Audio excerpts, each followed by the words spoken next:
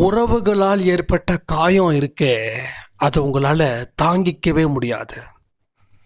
தோல்விகளை நீங்கள் தாங்கியிருக்கீங்க, ஆனால் தோல்விகளை தாங்கின ஒரு வலி இருக்கு.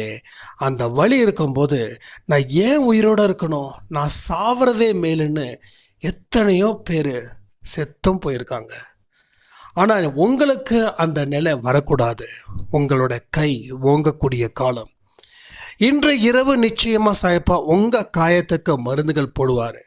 உங்கள் வாழ்க்கையில் இருந்த புயல் தீரப்போகுது, தென்றல் தழுவ போகுது. கோபம் வந்துச்சுன்னா ஒரே ஒரு விஷயத்தை மட்டும் செய்யுங்க, இதனால் உங்களுக்கு புண்ணியம் கிடைக்கும்.